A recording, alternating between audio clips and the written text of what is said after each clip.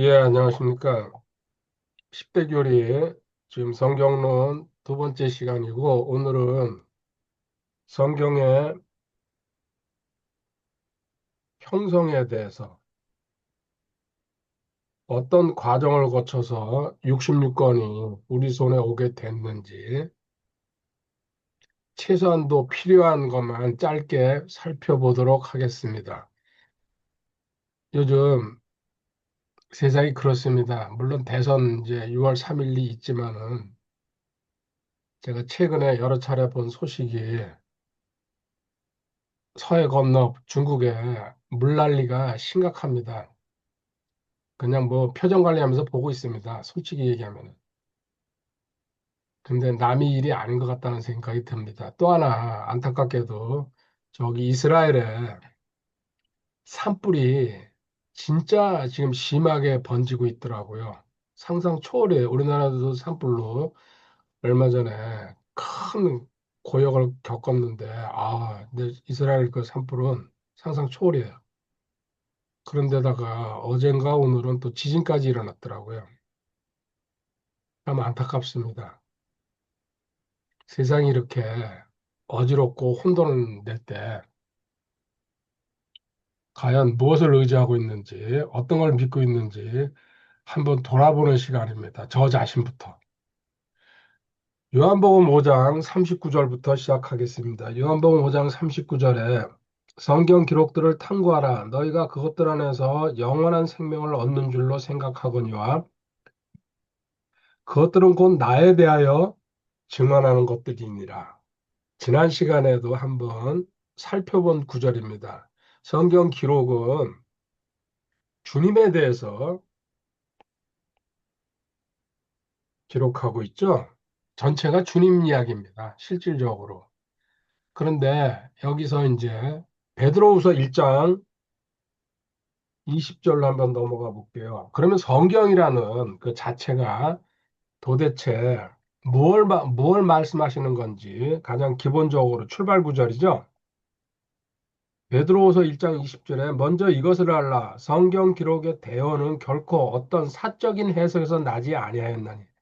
여기 사적인 해석이라고 처음 나옵니다. 사적인 해석. 사적인 해석. 이거는 개인적으로 해석한다. 어떤 그 인간이 하는 게 아니란 얘기입니다. 성경은. 그럼 누가 한 겁니까? 성령님이 해석해줘야 되고 성령님이 기록하신 겁니다. 실질적으로. 그래서 제가 여기서 나온 걸로 고린도전서 2장 13절에 영적인 것은 영적인 것으로 분별한다. 하나님 말씀은 말씀으로 비교하고 분별하는 게 가장 정확합니다. 거기에 보충적으로 이제 여러 가지 뭐 주석서라든지 이런 거는 보충을 할 수 있지만 실질적으로 그거는 신뢰할 수는 없습니다. 저는 솔직히 얘기합니다. 그래서 성경이 성경을 풀어줄 때 가장 안전하고 가장 확실하다고 저는 지금까지 변함없이 그렇게 걷고 있습니다. 21절은요. 대언은 옛적에 사람의 뜻으로 말미암아 나오지 아니하였고 오직 하나님의 거룩한 사람들은 성령님께서 자기들을 움직이시는 대로 말하였느니라. 아멘. 역시 또 사람의 뜻이라는 우리랑 비슷합니다. 인간의 생각이나 지혜로 성경이 기록되거나 성경의 대언은 예언을 말하는 거죠. 나온 게 아니라는 얘기입니다. 성경은 예언의 책입니다. 근본적으로. 전체가 다 예언이라고 해도 틀리지 않습니다. 근데 이제 우리가 1611은 대언이라고 하나님이 말씀하신 걸 대리로 다시 전달했으니까 대언이라는 번역이 전 항상 얘기하지만 옳다고 생각합니다. 그러면 성령님을 어떻게 사람을 픽업해가지고 우리 성경 그 기자들이죠. 기록한 사람들. 영감으로 공부할 겁니다. 지금 여기서 이야기하지 않겠습니다. 영감으로 기록되어 있기 때문에 성경은 완전 완벽한 책이란 얘기입니다. 결국은 사람의 생각이나 사람의 마음이나 사람의 해석이나 이런 게 안 들어갔다는 얘기입니다. 결론적으로.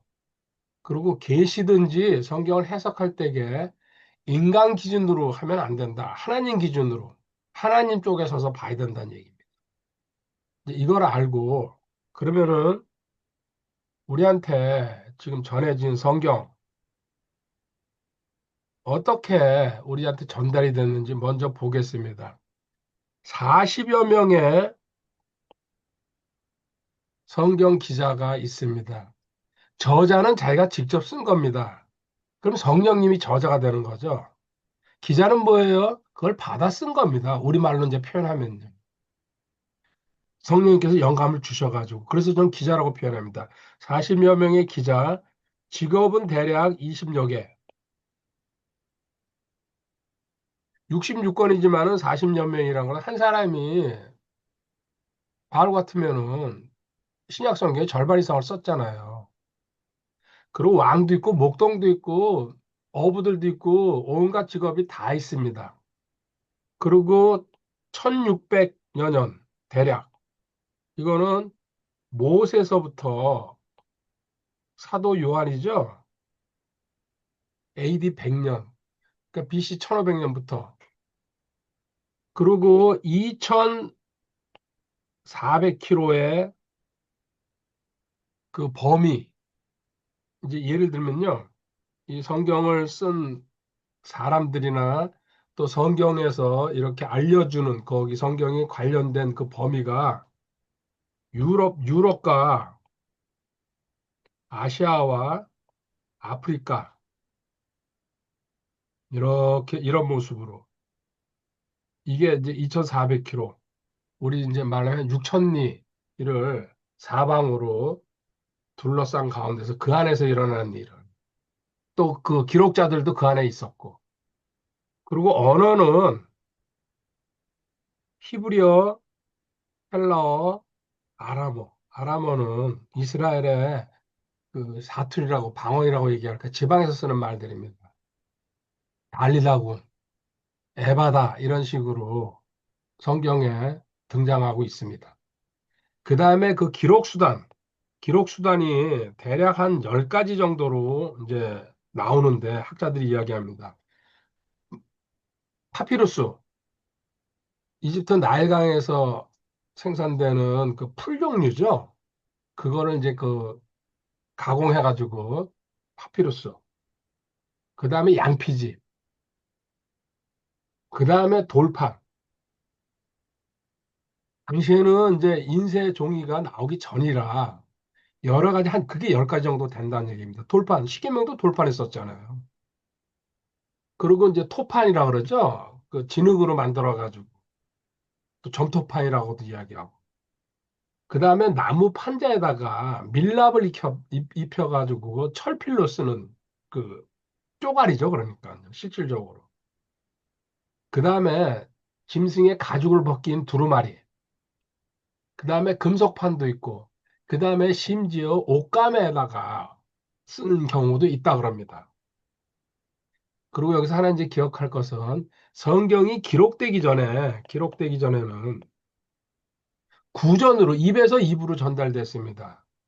이때 이걸 뭐라 그러죠? 우리 마음판에 새긴다 그러죠? 기억하는 거, 새기는 거, 마음판.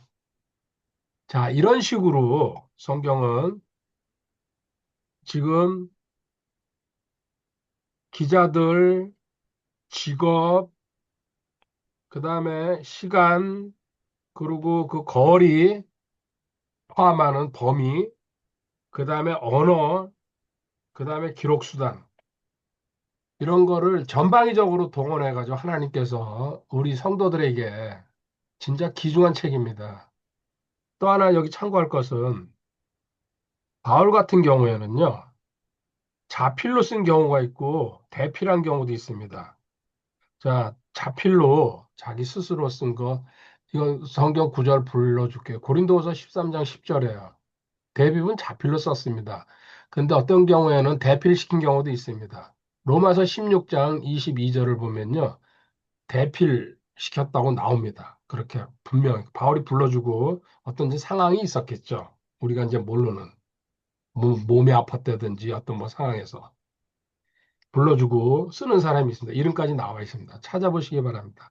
그리고 또 하나 참고할 것은 이렇게 성경을 전문적으로 필사하고 다시 또 뭐 보관하고 정리하고 이걸 하는 직책이 이스라엘은 서기관이라고 합니다.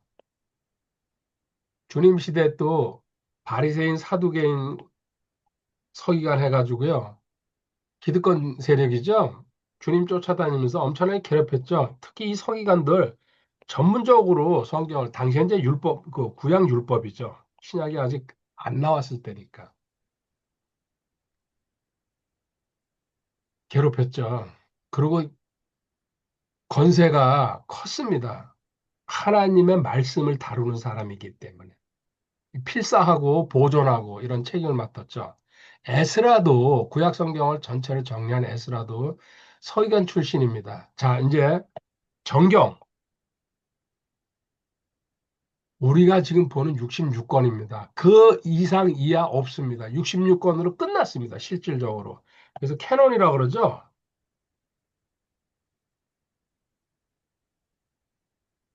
정경, 잣대, 기준 66권입니다. 이제 그리고 성경에서는 이제 다림줄이라는 말이 아모스서 7장 7절 8절에 나옵니다. 측량하는 이렇게 추 달아가지고 내려뜨리는 거 요새는 이제 보기 좀 힘든데요. 우리가 예전에는 동네에서 이런데 집 지을 때게 우리는 가끔 봤습니다. 담 쌓아 올리면서 뭐 이렇게 건축하면서요. 그래서 이제 우리가 그런 걸 보기 힘들죠, 사실은. 그 다림줄 이게 이제 수평을 맞추는 거죠. 기울어진 게 어느 쪽인지. 그 당 같은 거 이렇게 쌓을 때게 수평 맞춰가지고 올라가야지 기울어지면 그 올라가서 쓰러지잖아요. 그런 식으로 하나님이 이스라엘 백성을 판단하고 이스라엘 백성의 그 기준이 판단의 기준이 되는 거 말씀이에요, 실질적으로. 또 하나 하나님의 공의를 상징하는 도구입니다. 성경은 이렇게 하나님의 완벽한 기준입니다. 그리고 또 이 기준에다가 또 대면요, 세상에 어떤 것들도 다 드러나게 돼 있습니다. 히브리서 4장 12절이 그 말씀 아닙니까? 하나님의 말씀 양날라는 검이라는 게 선명하게 드러나 버립니다. 세상의 모든 일들이. 개인적으로 저는 66권 성경이 지금 공부하는 형성되는 과정을 집중적으로 공부했습니다. 너무 궁금했고, 그리고 과연 이게 왜 이렇게 세상에 시비가 많은지, 그래서 초기에 공부할 때에 이쪽 관련 책 상당히 골치 아프죠. 내용도. 그런데 보면 볼수록 저는 이때 실질적으로 하나님의 그 권위라든지 성경의 권위를 저는 이제 절대 권위라고 표현합니다. 알았습니다. 이때 저는 완벽하게 무릎 꿇고 제 길을 정한 겁니다. 그리고 그때부터 한 번도 제가 지금 현재 사용하고 있는 이 성경을 의심하지 않고 지금까지 왔고 앞으로도 남은 시간 갈 겁니다. 그래서 저는 성경에 대한 확고한 기준이 없으면 이거 긴 마라톤 뛰는 겁니다. 성도의 그 삶이라는 것은. 삐뚤어 가거나 추락할 확률이 크다는 거를 저는 이제는 확실히 알았습니다. 아무리 힘들고 어려워도 기준이 뚜렷하면요, 분명히 갈 수 있다는 거. 오늘 아침에 요새 새벽 활태에 제가 다니고 있습니다. 지난주부터 해 뜨기 전에 일어나서 거기 도착하면은 해 그 올라오는 시간입니다. 보통 한 5시 10분 정도에 제가 도착합니다. 일찍 가면 사람이 항상 오는 사람 두 서너 명밖에 없거든요. 게다가 이제 하루 쏘고 나서 잠깐 쉬는 시간에 얘기를 하다 보니까 한 분이 유단자죠, 그분은. 당뇨나 혈압이 높아가지고 자기는 오래전부터 식사 조절, 다이어트, 그것도 음식도 싸가지고 다니면서 먹고 이렇게 하면서 살아가다 보니까 8kg를 빼니까 거의 정상으로 돌아왔대요. 그래서 제가 대단하다고 그랬어요. 야, 그 나이가 거의 70이 다 됐는데. 근데 저는 딴소리는 안 하고요. 저는 그냥 병원에 가면은 병을 얻을 것 같아가지고, 사실 저는 혈압도 안 재고, 당뇨 체크도 안 한다. 그리고 검진이 나와도 안 간다. 하면은 분명히 뭐가 나쁘다, 지금부터 준비하라 그럴 테니까. 그래서 그냥 무시하고, 그냥 편한 대로 산다. 더 깊은 얘기는 안 했어요. 하나님과 관계되는 얘기는. 왜, 대뜸 그런 얘기했다면 거부감 일으키니까요. 근데 차츰차츰 그 기회가 열릴 거라고 이제 생각하고, 이 얘기 제가 왜 했냐면요. 그걸 제가 욕하는 게 아니고요. 그 사람들은 의사나 병원에서 하는 얘기를 말 그대로 근거옥적으로 받아들입니다. 저도 과거에 그렇게 살았으니까요. 근데 하나님을 알고서, 그리고 성경이 최종 권위가 저한테 세상에 어떤 것도 성경을 넘어설 수 없다는 걸 갖다가 성장하면서 계속 확신했기 때문에 하나님, 예수님, 성령님이 살아계시고 삼위 하나님이죠. 이분을 의지하면은 아무 문제될 게 없다는 게 점점 더 강해졌기 때문에 이렇게 이야기할 수 있는 겁니다. 물론 제가 실수하거나 잘못하면은 대간 치르죠. 심는 대로 거둬야죠. 이것마저도 그냥 봐주세요. 이렇게 하는 건 안 됩니다. 저 그 양심상 최선을 다해가지고 제가 잘못하거나 실수하는 거는 하나님도 아실 거라 좀 믿고. 근데 고의적으로나 이렇게 그냥 의도적으로 했다 그러면 그건 문제가 되는 거죠. 결국 최종 권위가 다른 거예요. 세상에다 둘 건지 하나님한테 둘 건지 저는 한 번도 후회하지 않습니다. 하나님이 최고 전능자라는 것을 알고 있기 때문에. 저는 실수할 수 있어도 하나님은 실수하지 않습니다. 변하지 않습니다. 자, 이제 본격적으로 1. 구약성경부터 어떻게 형성됐는지 한번 보겠습니다. 구약성경 39권이죠. 로마서 3장 1절, 2절에 구약성경은 명확합니다. 사실은. 희비의 여지가 거의 없죠. 그러면 유대인의 나은 점은 무엇이냐? 혹은 할례의 유익이 무엇이냐? 모든 면에서 많으니 주된 이유는 그들에게 하나님의 말씀들이 맡겨졌다는 것이라. 유대인들한테 하나님 이스라엘 사람들이죠. 하나님 말씀이 맡겨짐. 그래서 맞소라 원문이라고 그러거든요. 지금 구약 성경은. 이거는 그 성경에 대해서 시비를 많이 거는 세상에 많은 학자들이 있습니다. 성경만 연구하는. 근데 구약에 대해서는요, 특별하게 시비를 걸지 못합니다. 이스라엘 사람들의 철두철미함. 제가 여기서 굳이 이거 하도 많이 얘기해가지고 얘기 안 하겠습니다. 좀 관심 있으면 찾아보시면 됩니다. 구약 성경은 시비의 여지가 없이 우리 손에 넘어왔습니다. 크게 세 가지로 나눠서 얘기하면요. 첫 번째, 구약 성경은 BC 1500년부터 BC 400년까지 모세서부터 말라기죠. 그리고 400년의 침묵기가 지난 다음에 이제 예수님은 신약으로 넘어가게 되는 거죠. 이때 기록됐습니다. 그리고 대부분 기록은 이제 그 선지자 또 대언자 같은 말입니다.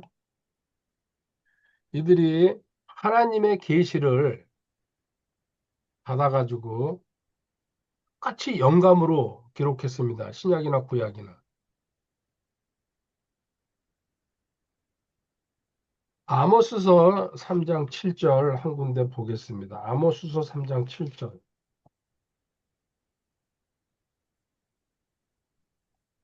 분명히 주 하나님은 자신의 은밀한 일을 자신의 종 대언자들에게 계시하지 아니하고는 아무것도 행하지 아니하느니라. 아멘. 그리고 그래요. 이제 하나 참고로요. 선지자도 구약 성경 읽다 보면 참 선지자가 있고 가짜가 있죠. 항상 원조가 있으면 짝퉁이 있습니다. 세상이나 성경이랑 똑같습니다. 그 안에 보면요. 이 짝퉁을 구별하는 방법이 뭐냐고 질문할 때에 하나님이 신명기 18장 21절, 22절에 답을 하고 있습니다. 찾아보시기 바랍니다. 자, 세 번째, 이스라엘 공동체에서 이 성경을 계속 지속적으로 사용합니다. 그리고 이제 학사 에스라가 포로에서 돌아와 가지고 그걸 전부 모아 가지고 편집을 합니다. 이게 지금 우리한테 넘어온 구약 성경입니다. 여기에 대해서 시비가 없는데 여기에 저는 이제 결정적인 거 하나가 이게 최종 권위를 점을 찍어주는 겁니다. 주님이 어떻게 하셨는지 보겠습니다. 누가복음 24장 44절에요. 또 그분께서 그들에게 이르시되 내가 여전히 너희와 함께 있을 때 너희에게 말한 말들 곧 모세의 율법과 배운 자들의 글과 시편의 나에 관하여 기록된 모든 것이 반드시 성취되어야 하리라 한 말들이 이것들이라 하시고 아멘. 보십시오. 주님이 구약 성경을 얘기하는데요. 모세의 율법과 그 다음에 선지자들의 글과 그 다음에 시편, 시가서 이 세 가지 이 구약 성경이에요. 실질적으로 우리 지난 시간에 공부했잖아요. 주님이 구약 성경의 틀까지 얘기하십니다. 그 다음에 또 마태복음 4장 4절에 보면요. 사탄과 상대하면서 신명기 8장 3절을 인용해 가지고 사탄을 쫓아냅니다. 세 번 그렇게 말씀 전부 다 신명기 걸 인용해 가지고. 그럼 신명기 인용한다는 얘기는요. 주님이 구약 성경을 인정했다는 얘기예요. 하나님이 쓰셨다고 진리고 여기에 대해서 의문을 갖는다 그러면은 한번 본인 자신 다시 한번 돌아보시기 바랍니다. 제가 하는 얘기에 고개를 갸우뚱한다 그러면. 그리고 또 누가복음 4장 16절 17절에 보면 고향 해당에서 이사야서를 읽습니다. 이사야서 구약 성경이죠. 그 이사야서를 읽는다는 얘기는 진리를 읽으시는 거예요. 주님이 직접적으로 살아계실 때에 구약 성경을 인용하시고 읽으시고 그리고 또 구약 성경에 나오는 사복음서 한번 보십시오. 아브라함 이야기도 하시고 론 이야기도 하시고 노아 이야기도 하십니다. 구약 성경에 등장하는 인물들을 다 그대로 인용해가지고 인정했다는 얘기입니다. 위에 이것도 중요하지만은 저는 마지막에 주님께서 구약 성경을 인정하고 사용하시고 우리한테 이렇게 그대로 보여주십니다. 여기 더 무슨 토를 달겠습니까? 구약 성경 완벽하다는 얘기입니다. 그 다음에 이제 신약으로 두 번째 넘어가 보겠습니다.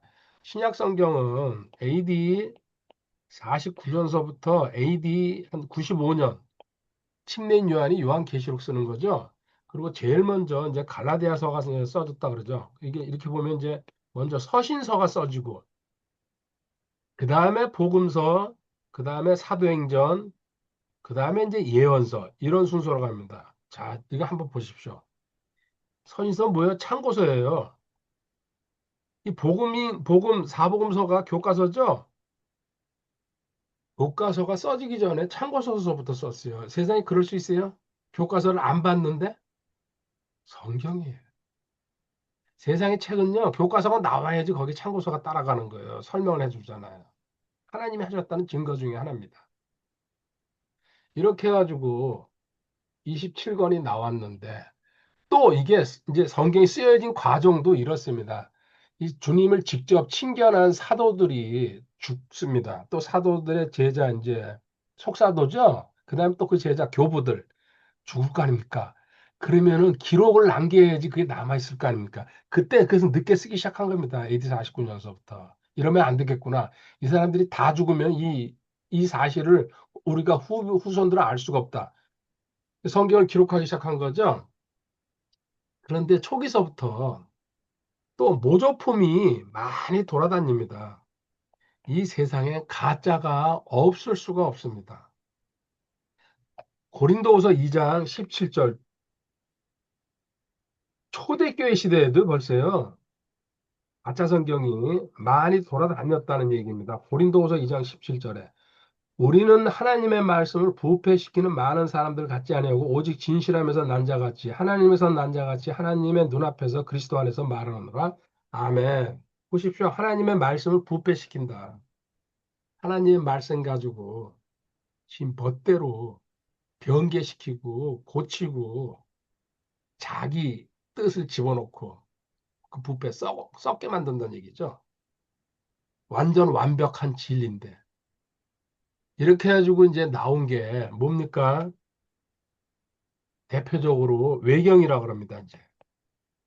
사실은 이거 관심 둘 필요도 없습니다. 그냥 살짝씩만 얘기하고 있습니다. 세상에 이 말이 많이 나와 있기 때문에. 외경은 우리 정경 말고 숨겨진 책이라 그래가지고요. 이거는 영감성이 없습니다. 성령님이 개입 안 한 겁니다. 인간이 만들어낸 책들입니다. 특히 로마 카톨릭에서요. 7권의 외경을 인정해가지고 그들은 우리보다 건수가 7권이나 많습니다. 성경. 엉터리죠, 사실은. 또 이제 위경이라고도 있습니다. 위경은 거짓된 책이란 뜻입니다. 이 거짓된 책은 다른 말로 어떤 이제 가짜 저자가 성경인 척하고 기록하는데 그냥 기록하면은 너무 빤하니까는 성경에 나와 있는 인물들 있죠. 예를 들어 도마, 또 뭐 에녹 이런 사람들 이름, 이 에녹이 쓴 것처럼 도마가 쓴 것처럼 흉내내가지고 짝퉁은 짝퉁이에요. 남기진 않았어요. 하나님이 만약에 이게 진짜라면 하나님 66권에 포함시킵니다. 전능하신 하나님이 쓰신 성경이 밖에 이렇게 돌아다니 외경이나 위경으로 놔두겠어요. 인간의 장난이죠. 그 다음에 또 이제 가경이라고 그러죠. 비슷한데 위경이나 가경이나 이건 완전히 가짜. 교리도 가짜, 윤리도 가짜. 그냥 완전히 이 어느 정도냐면요. 그 가경들의 내용은 자살을 인정하고 자살을 예찬하고 있습니다. 자살해야 된다고. 벌써 말도 안 되는 얘기를 하잖아요. 또 죽은 자들 위해서 기도하는 것도 맞다. 또 예수님은 거지였다. 이런 식으로 제가 입에다 담기도 곤란한 이야기들을 그냥 다 풀어놨습니다. 근데 안타깝게도요, 이런 성경만 또 찾아다니면서 읽는 사람도 있더라고요, 보니까요. 어떻게 합니까? 비싼 밥 먹고 자기가 뭐 하고 싶다는데. 근데 우리는 여기는 이거 저도 처음에는 좀 몇 권 좀 사다가 봤어요. 아, 괜히 샀구나. 쓸데없이 이거 돈 이제 뭐 만 원이나 2만 원이라도 들였다는 게. 지금 쳐다보지도 않습니다. 이런 글이 어디 나와 있어도 쳐다보지도 않습니다. 관심도 안 둡니다. 가짜인데 뭘 그거 가짜라는 걸 알면 됐지. 그 내용을 이걸 뭐 학문적으로 깊이 공부할 사람은 해도 되겠죠. 이렇게 해가지고 이게 초대교회 시대부터 이렇게 돌아다니니까는 교회가 혼란에 빠집니다. 사람들이요 이런 걸 보면은 단호하게 거부하지 못하고 우리 카더라라 그러죠. 카더라 뉴스 가짜 뉴스들 혹합니다. 또 약한 사람들이 영적으로. 그래서 교회가 정경 바른 게 있어야 되겠구나. 이렇게 해가지고 그 부랴부랴 이제 그 사실을 아는 사람들이 다 죽기 전에 기록을 남기기 시작한 겁니다. 고린도후서 4장 2절에 보면요. 오히려 감추어둔 정직하지 못한 일들을 버리고 강교하게 걷지 아니하며 하나님의 말씀을 속임수로 다루지 아니하고 여기 보십시오. 다시 한번 하나님의 말씀을 속임수로 다루지 아니하고 오직 진리를 드러내므로 하나님의 눈앞에서 각 사람이 양심에 우리 자신을 추천하노라. 아멘.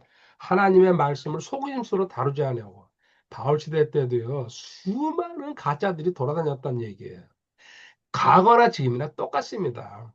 원조가 있으면 특히 그 가짜 왕국이 우리 서해 건너 있잖아요. 그 짜장면집. 자, 이 신약 성경이 정경성을 이제 확보하는 과정 짧게 보도록 하겠습니다. 먼저 신약 성경의 저자들 대부분이 사도입니다. 사도들이 22권을 썼습니다. 그 다음에 남은 5권은요, 사도들과 가까운 제자나 가장 가까운 측근, 이 5권이 뭐냐면요, 참고로, 마가, 그 쓴 사람이 마가, 베드로의 직제자 아닙니까? 그 다음에 누가, 2권 썼죠? 누가복음이랑 사도행전. 바울 사도 따라다닌 사람이에요. 그 야고보, 주님 동생이요. 또 유다도 주님 동생. 권위를 인정받았기 때문에 하나님이 또 성령의 그 감동으로, 영감으로 쓰셨기 때문에 사복음서가 넣은 겁니다. 그 다음에 지속성, 2번째. 지속성이라는 것은 교회나 교부들이나 개서구의 그 제자들이 그 성경을 계속 인용해서 씁니다. 진짜와 가짜는요, 조금만 생각해 보면 분별할 수 있습니다, 사실. 그리고 가짜에서는 한 번은 실수해서 갖다 쓸 수 있어도요, 가짜는 생명력을 유지할 수가 없다고 저는 확신합니다. 그렇게 지금까지 저희한테 온 성경은 하나님은 그렇게 보존할 수 있습니다. 그리고 3번째, 통일성. 내용이 일관되게 흘러간다는 얘기입니다. 모순이 없고 전체가 조화를 이루면서 하나의 스토리가 하나의 스토리라고 그러죠. 자, 구약은 뭡니까? 메시아가 초림할 거를 기다리는 내용입니다. 신약은 뭡니까? 메시아가 재림할 것을. 지금 우리죠? 이 스토리가 점진적으로 계속 계시가 위로 올라갑니다. 한 단계씩 한 단계씩. 그래서 큰 틀에서 창조, 타락, 구속, 회복이 반복되면서 그리고 큰 틀에서도 또 이게 딱 4달락으로 나눠지죠. 이게 첫 시간에 얘기한 것 같습니다. 그리고 구원은 한 가지입니다. 한 가지 구원. 예수님이시죠? 사도행전 4장 12절. 그래서 요한복음 14장 6절에 내가 길이요 진리요 생명이라고 말씀하신. 그리고 주제는 한 주제입니다. 주님이시죠. 기초라고 고린도전서 3장 11절에 나와 있습니다. 마무리하겠습니다. 정경, 지금 우리가 보는 성경입니다. 그리고 성경은 하나님께서 이제 우리말로 하면 직통계시죠. 필요한 기자들을 잡아서 동원해서 쓰게 한 겁니다. 영감으로. 앞으로 더 이상 성경은 없습니다. 그리고 모든 내용은 다 들어가 있습니다. 그러니까 누가 전제 물론 1대1로 하나님과 환상 보는 경우는 있습니다. 저도. 근데 그게 성경에 추가되거나 성경을 더 확장시켜야 될 이유는 없다는 얘기입니다. 완전한 성경을 우리한테 주셨다는 것. 이게 확신으로 들어오지 않으면은 그 사람의 성장에는 문제가 생길 수밖에 없다고 저는 단언합니다. 다음 주에 또 만나도록 하겠습니다. 감사합니다. 할렐루야. 선사유적지 국화축제 왔습니다. 고속정, 포천, Y자, 그리고 전국 이제 집으로 갈 겁니다. 해가 서산마루에 걸려 있습니다. 사랑하고 감사합니다. 주님 할렐루야.